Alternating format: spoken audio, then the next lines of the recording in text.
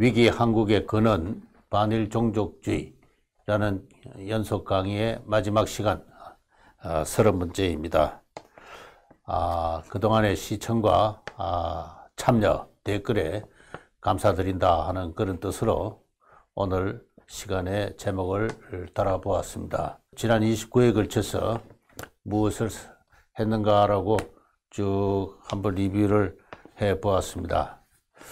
다양한 주제를 다루었다고 생각을 합니다. 주로 20세기 전반 일본과 한국 사이에 있었던 불행한 어떤 시대를 둘러싼 어떤 역사적 이해와 관련해서 한국인들이 잘못 알고 있는 것, 공개적으로 발언했다가는 대중의 공격을 받기 쉬운 대중의 강력한 선입관념이 하나의 대중적 폭력으로 형성되어 있는 그런 주제에 대해서 기탄 없이 성역 없이 다뤄보았다라고 자부를 합니다.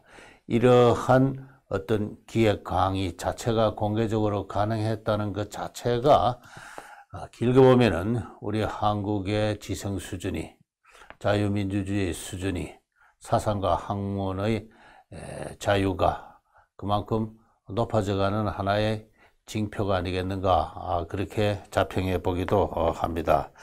무엇을 다루는가 주제를 살펴보니까요, 우선은 일제 말기에, 전시기에 조선인 노무자가 일본으로 동원된 것이 강제 연행이었느냐, 노예 노동이었느냐, 일본 노동자와 조선 노동자 사이의 임금 차별은 과연 있었는가 하는 이러한 문제, 이른바 강제 동원 및 노예 노동에 대한 신화에 대한 어떤 그 비판적 성찰이었습니다. 그 다음에는 일제가 총독부 권력이 조선 농민의 토지를 대량으로 수탈했다. 또 조선 농민의 식량을 대량으로 일본으로 실어 날랐다 하는 그와 같은 어떤 전통적인 수탈설 자체에 대한 비판을 시도를 해 보았습니다. 일제의 조선 통치 방식은 결국 어떠한 것이 있느냐, 일본의 제도와 법률을 이식하는 가운데서 장기적으로 조선을 일본에 완전 동화시키고자 했던 그와 같은 통치 방식이었다는 점도 지적되었습니다. 전 시기에 많은 청년들이 일본군에 입대를 했습니다. 특별지원병의 형태로, 학도지원병의 형태로, 나아가서 징병의 형태로 일본군에 지원을 했는데, 이 내막을 살펴볼 때 우리가 종전에 보지 못했던 여러 가지 어떤 가슴 아픈 사실들을 우리가 발견할 수 있습니다. 특별지원병 제도가 실시됐을 때 농촌에 많은 청년들이 지원을 했습니다. 학도지원병 제도 크게 봐서 마찬가지였습니다. 이렇게 해서 일본군을 다녀온 젊은이들은 이후 대한민국의 국군이 창설될 때 적극적으로 참여하였고, 그들 전쟁을 경험한 어떤 전투 인력이 결국은 6.25 전쟁 때 대한민국을 방어하는 데 커다란 공로를 세웠다는 이와 같은 사실을 우리는 알게 되었습니다. 저도 잘 몰랐던 이야기입니다만은 정한기 선생의 강의를 통해서 새롭게 많은 것을 배울 수가 있었습니다. 그러면서 김영삼 정부 때 있었던 이 전국적으로 벌어진 정부가 주도한 새말뚝 소동, 그리고 중앙청 해체, 그 배경에 풍수지리 사상이 있다는 것을 지적을 했습니다. 1990년대 그때까지도 정부 수뇌부는 풍수지리가들이 일제가 전국의 여처에 조선의 맥을 끊기 위해서 새말쑥을 박았다는 그 사실을 믿고 그것을 광복 50주년 사업의 일환으로 대대적으로 벌였던 총각, 바로 그것이었습니다. 그러한 풍수지리설에 입각해서 중앙청을 또 대한민국의 역사의 성립의 그 역사의 현장, 그 역사가 고스란히 담긴 그 공간, 중앙청을 또 해체해버리고 말았습니다. 이와 같은 어떤 그 풍수지리 사상, 일제가 조선의 토지에 혈맥을 지른다 하는 이 사상은 매우 놀랍게도 토지 수탈설과도 밀접한 연관성이 있다는 사실이 또 분명해졌습니다. 저는 토지조사 사업에 대한 연구자로서 이 사실을 새삼 깨닫고 나름으로 크게 학습을 했습니다. 그 다음에는 1965년에 있었던 한일 회담과 관련해서 주익정 선생이 또 우리에게 뼈아픈 어떤 역사의 진실을 들려주었습니다. 일본과의 협상 과정에서, 토론 과정에서 사실상 청구할 것이 없었다 하는 것입니다. 그리고 당시 야당이 전 국민을 동원해서 1000만 명 서명운동을 통해서 한일 회담을 결사 반대한 것은 그들의 집권기의 행태와도 정반대되는 후한무치한 행동이었다. 나아가서 친일청산, 지금도 이 정부가 부르짖고 있는 친일청산이라는 것이 원래 어떻게 해서 제기된 것인가? 원래는 해방 이후에 일제의 억압으로부터 조선인들이 반민족 행위자 처벌법이라는 그런 수준에서 제기한 문제가 세월이 지나면서 친일청산의 구호로 둔갑을 하는 가운데 점점 강력한 어떤 역사적 족쇄로 우리 한국인들의 정치의식을 옥죄고 있다 하는 그와 같은 이야기입니다. 실제로는 이 친일청산이라는 것은 해방 이후에 공산주의자들이 그들의 북한에서의 인민민주주의적 개혁을 정당화하기 위해서 지주라든가 자본가들을 추방하는 그 작업을 정당화시키기 위해서 내세운 슬로건입니다. 이후 그러한 뜻으로 사실상 남한은 반민족, 대외종속적인 지주 자본가 그룹이 세운 국가다라는 것을 단죄하기 위해서, 비판하기 위해서 민족주의 세력이, 공산주의 세력이 즐겨 사용하던 용어가 지금도 공공연히 사용되고 있는 그 어떤 모순을 지적을 했습니다. 그 다음에 역사를 거슬러 올라가서 대한제국이 망했을 때 그 망국의 주역이 누구였느냐? 망국의 주역은 무능한 망국의 암주 고종 황제였습니다. 그러나 우리 한국인들은 엉뚱하게도 그 5명의 대신들이 나라를 팔아다하고 망국의 원인을 그렇게 치부를 하고 있습니다. 그 허구성, 이것을 김용삼 선생이 아주 냉혹하게 비판했습니다. 한 나라가 망했는데 몇 사람의 간신배들의 머리와 업무에 의해서 망했다. 이런 생각 참 따지고 보면 유치하기 짝이 없는 것이죠. 그런데 지금도 그런 생각을 역사학계가 공식적으로 재생산하고 있고 젊은이들에게, 어린이들에게 가르치고 있습니다. 이거 어떻게 보면 참 묻지 못할 슬픈 현실이라고 할 수가 있겠는데요. 그리고 끝으로 제가 이 반일 종족주의의 어떤 상징이라고 할 수 있는 백두산, 나아가서 덕도 문제를 살펴봤습니다. 백두산이 민족의 영산이 되는 것은 20세기의 일이었고, 그렇게 백두산의 영산화, 민족의 아버지와 어머니로 변신하게 된 데에는 조선인의 전통적인 자연관이 밀접하게 작용하고 조선인의 전통적인 친족관도 밀접하게 작용을 하고 있다.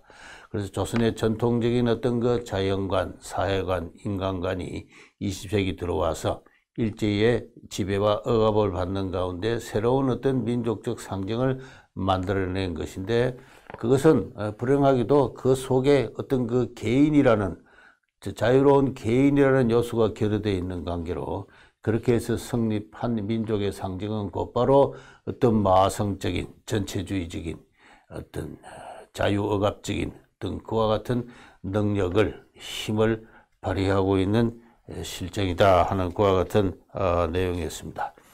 우리가 독도 문제를 다룸에 있어서 오늘날 일본과의 가장 최대 정점 가운데 하나입니다만, 그러나 저는 냉정하게 세계인의 관점에서, 공평무사한 지식인의 관점에서 볼 때 조선 왕조가 그 독도를 객관적으로 영유하고 관리했다고 볼 만한 증거가 없다는 사실을 지적을 했습니다.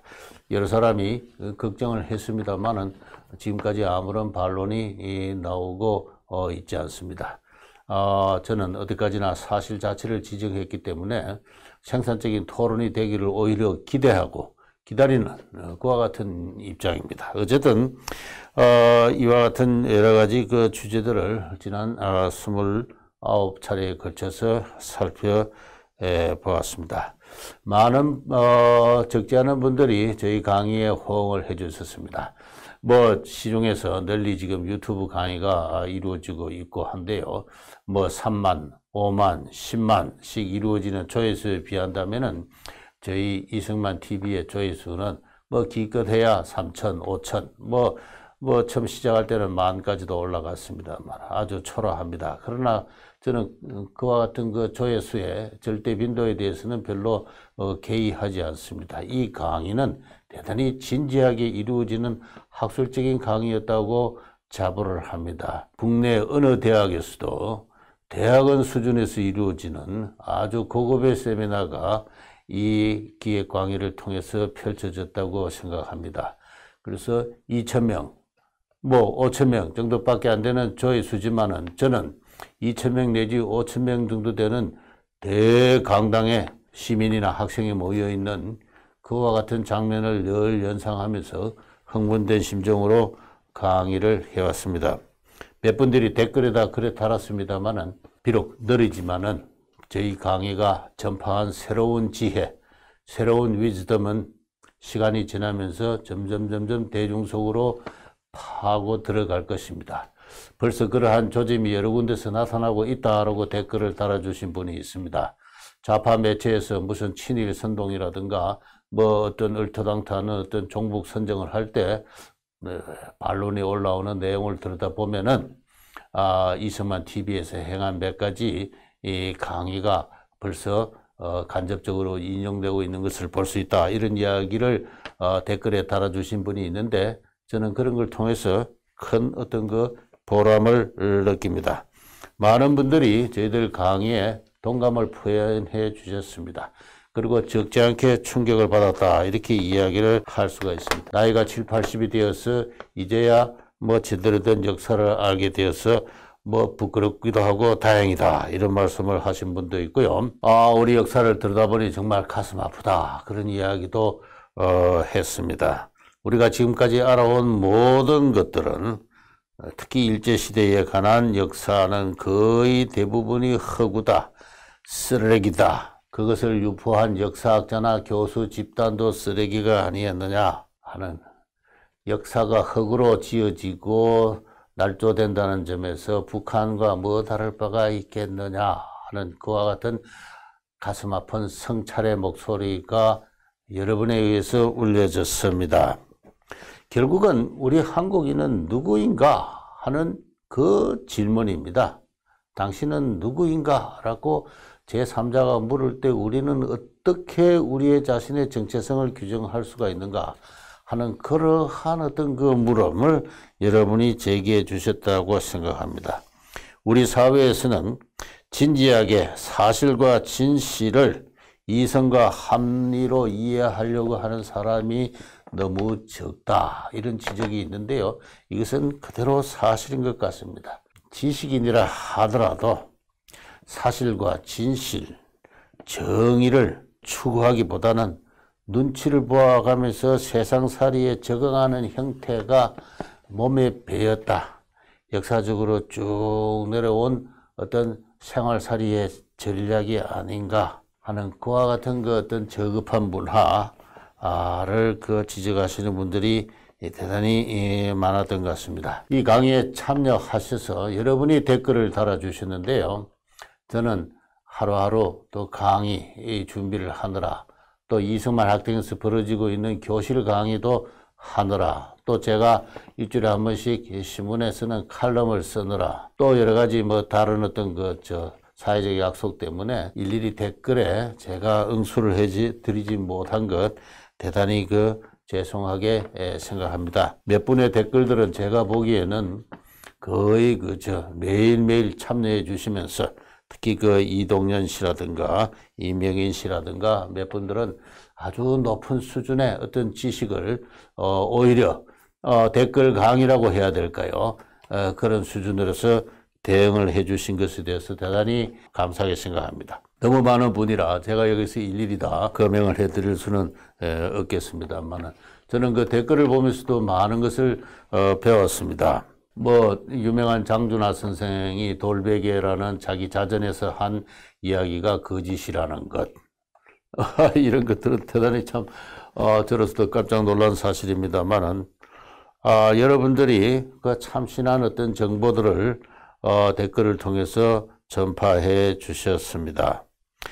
이명은 씨는 그 창씨 개명에 관해서 자세한 어떤 당시의 사정을 소개를 했고, 그리고 일제하에서 조선인들이 정치적 권리를 획득해 나가기 위해서 어떻게 노력을 했는가, 그 결과 일제 말기에 지방의회 선거가 어떻게 있었는가, 그 지방의회 선거가 해방 이후에 1948년에 있었던 총선거, 국회의원 선거가 어떻게 연관되는가, 이런 이야기를 하신 것은 대단히 그 연구 과제로서도 참신한 어떤 문제 제기였다, 저는 그런 생각까지 하게 되었습니다.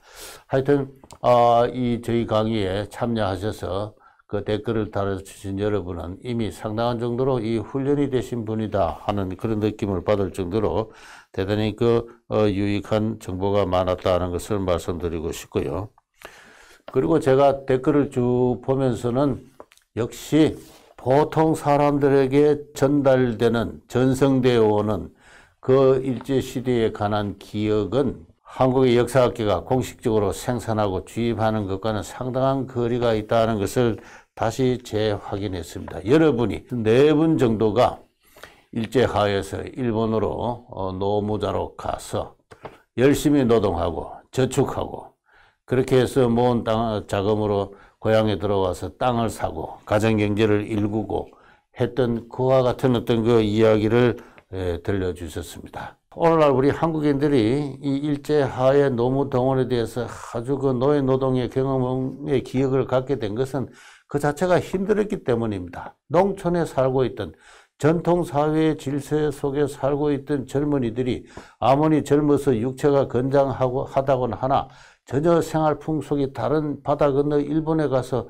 공장이나 탄광에 들어가서 노동한다는 것은 정말로 힘든 일이었습니다. 위험하기도 했습니다. 제가 본 어떤 그 청년의 일기, 요사이도 가끔 읽고 있습니다만은 이 사람은 벌써 20년대 초에 일본에 갑니다. 경상도 김해 사람인데요. 보통학교를 졸업하고 이미 일찍이 일본에 건너가 있는 삼촌을 따라가는데 규슈에 있는 그 제철 공장에서 노동을 하면서 매일매일 웁니다. 너무 힘들었어. 공장은 악취가 나지요. 소리가 크지요. 그리고 위험합니다. 그리고 숙소에 돌아오면은 음식의 양이 작습니다. 일본인들은 소식을 하죠. 이러한 생활 군습 때문에 많은 조선인들이 힘들어 했습니다. 그것이 어느 단계에서 노예기획으로 이렇게 전화했다, 저는 그렇게 생각하고 있는데요. 어쨌든 그런 와중에서도 악착같이 돈을 모으고 본가에 송금을 하고 땅을 사고 가정경제를 일군 그와 같은 경험들을 몇 분이 댓글을 통해서 자기 할아버지 이야기를 들려주시는데, 실은 제 자신이 여러 많은 분들을 만나면서 그러한 내용의 회고를 청취한 적이 있습니다. 아직 자료집을 내고 있지는 못합니다만 이러한 기억은 공식화된 기억과는 상이합니다. 바로 그러한 유익한 정보를 저는 댓글 속에서 또 확인했고요. 또 많은 분들이 일본인에 대해서 좋은 이야기를 했습니다. 일본인은 부지런하다, 정직하다, 깨끗하다, 친절하다, 그리고 계산이 정확하다 등등 이런 이야기를 했는데, 아버지나 할아버지를 통해서 그런 이야기를 들었다고 말씀하시는데, 저도 어렸을 때 저희 부모님이나 제 주변에서 그런 이야기를 들었고, 또 제가 인터뷰한 많은 사람들이 그런 이야기를 했습니다. 어떤 분은 경주 안강에서 김성일 씨 분이 쓴 댓글은 참 재미있었습니다. 어릴 때 남의 집에 감나무에 홍시가 먹고 싶어서 홍시를 따다가 일본 수사한테 잡혔다. 그러나 혼이 나지는 않고 일본 수사가 어떻게 해서 그 집에 아주머니가 홍시를 오히려 많이 주게 만들었다, 이런 이야기. 그러니까 일본인들에 대한 어떤 그 두려움, 경외감도 있지만은 동시에 그들의 어떤 생활 풍속이나 그들의 가치에 대해서는 또 나름대로 배울 점을 인정하는 우리 한국 민중의 진솔한 어떤 일본인 감정들이 그대로 묻어 나오는데, 이것도 저 역시 많은 경우를 통해서 채취하고 알고 있는 것들입니다. 제가 경상도 언양의 어느 지방에 갔을 때 그 어떤 그 할아버지가 저를 붙들어 놓고 무려 몇 시간이고 일본 사람들한테 이야기를 해줬어요. 생판 모르는 어떤 젊은이가 당시 대학원생이었는데요. 그 마을을 찾아 들어갔을 때 제가 보자고 한 자료를 충분히 열람한 다음에는 그냥 술을 한 잔 권하면서 옛날에 이 마을에 일본인이 며치가 와서 살았는데 그들이 어땠다 하면서 쭉 이야기를 들려주는데 저는 아주 재미있게 진지하게 그 이야기를 들었습니다. 조금 전에 이 파출소 어떤 순사와 같은 그와 같은 이야기도 있었습니다. 그 언양의 어느 마을은 그 매 하루에 한 번씩 순사가 순금을 하는데 그 정확하게 그 시간을 지키는 것이 그 허리에 부딪히는 폐도 소리만으로도 시간을 알 수 있을 정도였다. 뭐 그런 이야기도 했고요. 어느 날 마을의 앞뒷집 간에 분쟁이 벌어졌습니다. 앞집 사람이 소를 몰래 잡아먹었어요. 병든 소입니다. 근데 뒷집 사람이 당신은 소를 함부로 도산하지 못하게 할 시절이었습니다. 그것을 고소를 했어요. 그렇게 앞뒷집 간에 분쟁이 벌어졌습니다. 파출소 소장은 두 사람을 다 불러놓고 훈계를 했습니다. 아무리 병든 소지만은 함부로 도살한 것은 앞집의 잘못이요. 앞집의 잘못이 있다고 해서 뒷집에서 고발한 것은 또 뒷집의 잘못이다. 이렇게 음악의 훈계를 하면서 양자를 화해시켰다 하는 이런 이야기인데 이 평범한 이야기인 것 같아도 저에게 그 이야기를 들려주는 그 정모 할아버지의 이야기는 대단히 진지했습니다. 이게 일반 민중을 통해서 전달되어 오는 일본에 대한 이해죠.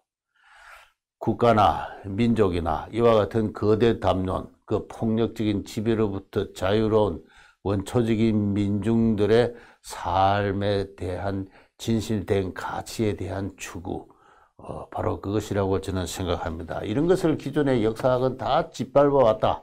이렇게 이야기를 할 수가 있습니다.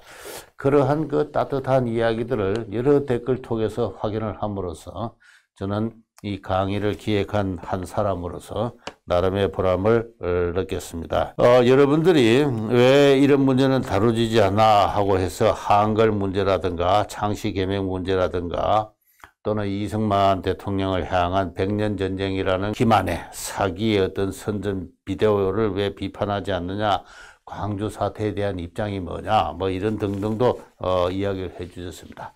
이 한글 문제도 이 지적하신 분 자체가 한글 문제만큼 기존 역사학의 또는 국무당의 허구성을 위선성을 밝히는 건 없다고 지적을 하시는데 사실 그대로입니다. 저는 뭐 국문학자, 국어학자가 아니라서 자세히는 알지 못합니다만은 대강 이야기에서 오늘날 우리 한국의 마철법은 총독부 항무국이 정리한 것입니다. 총독부 항무국이 한국인들에게 문자를 보급하는 그런 차원에서 한국의 전통적인 국자를 과학적으로 재정비했다는 이야기를 할 수가 있는 것이죠. 당시 한국의 그 국어학자들은 정음파와 한금파로 나눠져서 맞춤법 체계가 서로 다르고 경쟁을 하고 있었습니다. 최연배 선생을 중심으로 한 한글학회와 교회를 중심으로 한 어떤 정음파가 서로의 맞춤법의 표기 방식이 달랐습니다. 그것을 통합하고 정리하고 오늘날의 한글의 맞춤법을 정리한 것은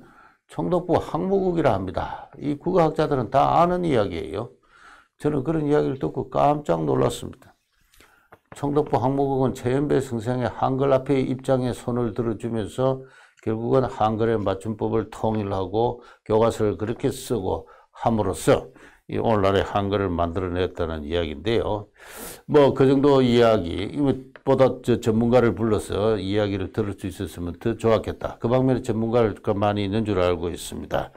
뭐 그런 이야기라든가 이 창씨개명은 흔히 이 민족 말살을 위한 일제의 아주 악성의 어떤 그 지배 정책으로만 이야기되고 있습니다. 그러나 많은 당시 한국인들이 일본인과 같은 이름을 갖기를 원했다는 사실도 또한 부정할 수 없는 사실이고, 동시에 창씨개명을 통해서 일제가 추구하고자 했던 것은 무엇인가?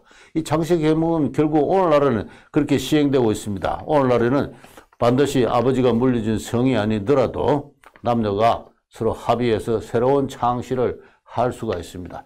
다시 말해서 가족이 친족제로부터 독립하고 또 가족제로부터 개인이 독립하는 하나의 가족제상의 큰 변화가 결국은 이 창씨개명을 오늘날에 와서는 오늘날의 가족법은 허락하게 되었습니다만, 그러나 지금부터 70년 전에 일제가 그것을 시행했을 때 전혀 그것과 무관했다고 할 수 있겠느냐 하는 이러한 이야기를 할 수가 있습니다.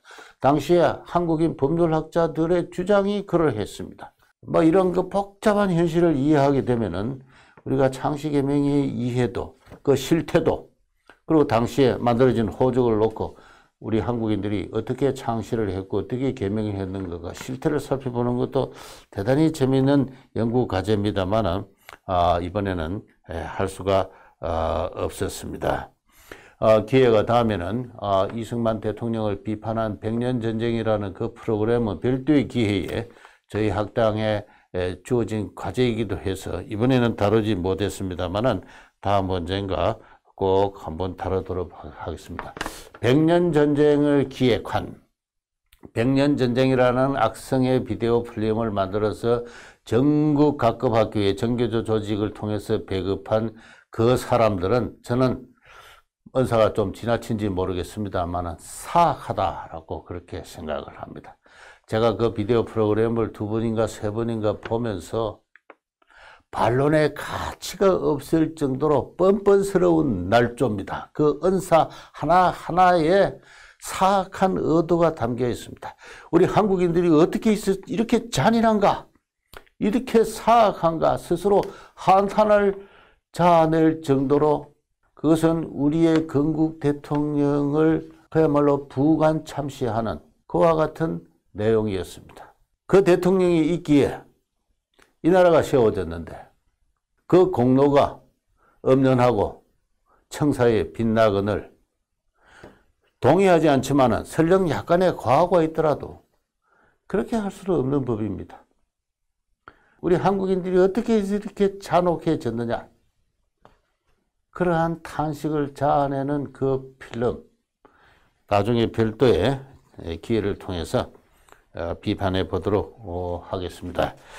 여러분들이 많은 질문을 주셨습니다. 지수과에서 일일이 다 제가 대답을 드릴 수가 없고요. 뭐 제가 중요한 질문을 문제 제기를 따지니까 한 10개는 넘는데 제가 별도로 이것을 차근차근 하나씩 또 다른 형식으로 대답해 드리도록 하겠습니다. 일정 시대에 관한 역사 왜곡은 언제부터 시작되었나요? 이것은 저는 일제부터였다.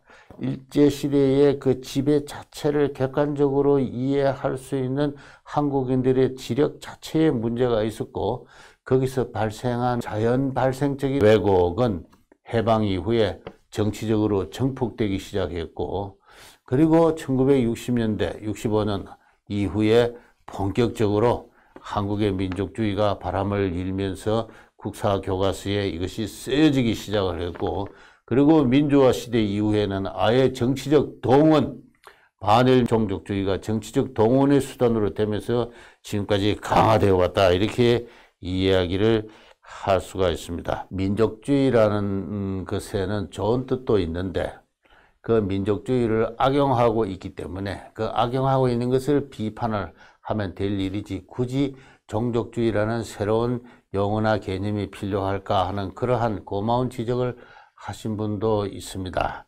저는 그건 그대로라고 생각을 합니다. 그러나 동일한 말을, 같은 말을 자꾸 반복하게 쓰게 되면은 그 말 자체가 갖는 어떤 타성이나 진부성에 의해서 새롭게 전달하려고 하는 메시지가 분명치 않은 경우가 많습니다. 프랑스의 민족과 독일의 민족과 일본의 민족이 다 다르듯이 한국의 민족은 자유로운 개인이라는 어떤 민족을 구성하는 주체가 결여된 가운데 그 자체가 하나의 거대한 집단적인 어떤 전체주의, 독재주의, 그리고 신분주의를 갖는다 하는 제가 그런 이야기를 했고 그런 것이 우리의 그 전통 정신세계 속에서 길게 흐르는 샤머니즘에 바탕한 삶과 죽음의 원리 그리고 사마니즘의 세계관, 사가니즘의 자연관에 기초한 것이다. 그런데 그것은 뒤집어 놓고 보면은 종족이라고 이야기할 수 있다. 민족은 근대화의 산물이지만 종족은 근대화의 산물이 아닙니다.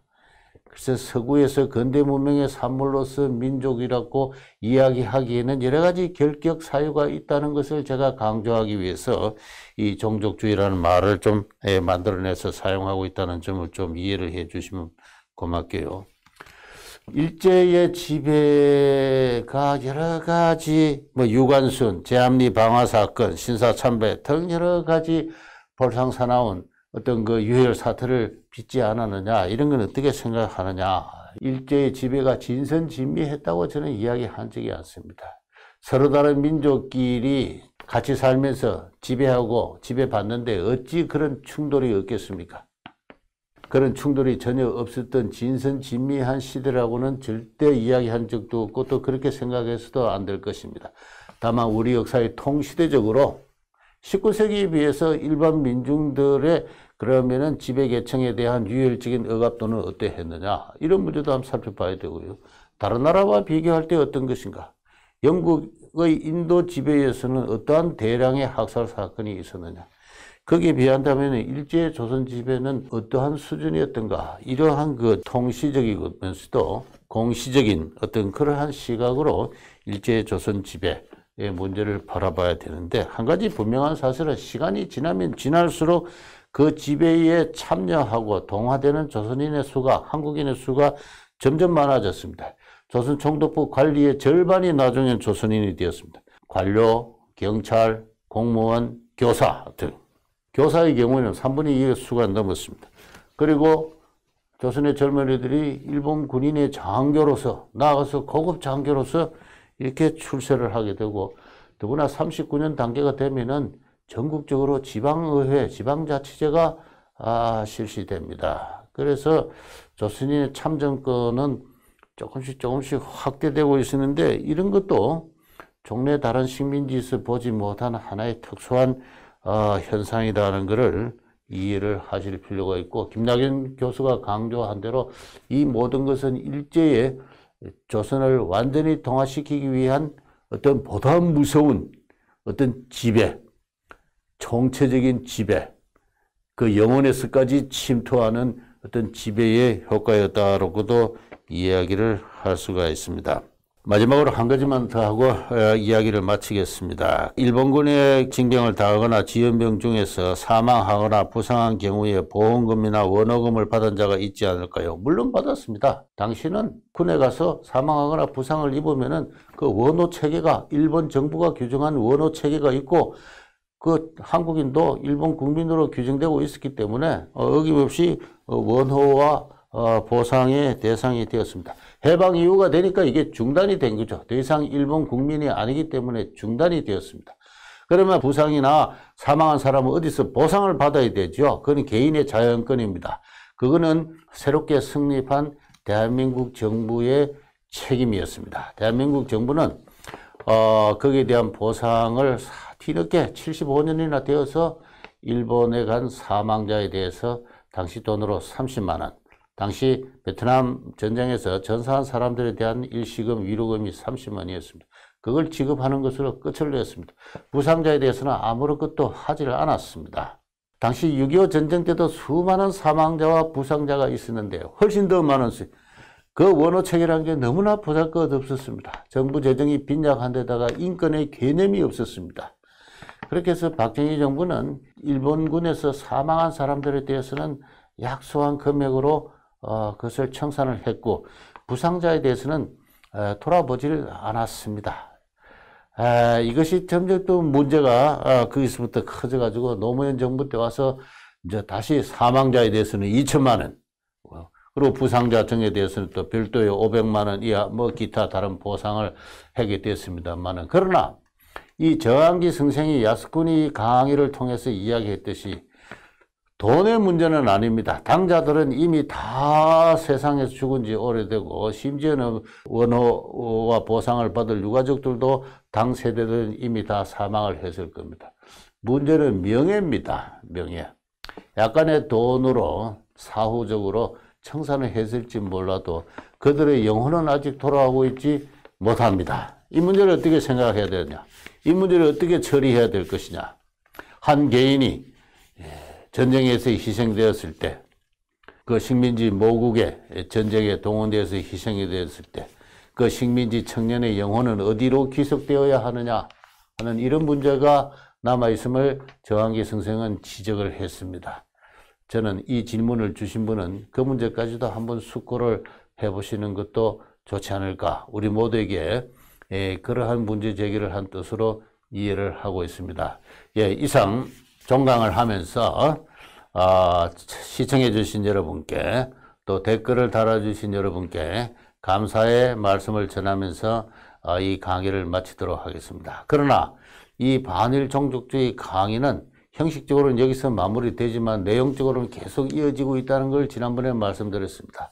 앞으로 한 15회 정도 더 걸쳐서 이미 5회를 진행시켰습니다만은 일본군 위안부 문제에 대한 강의를 하고 있습니다.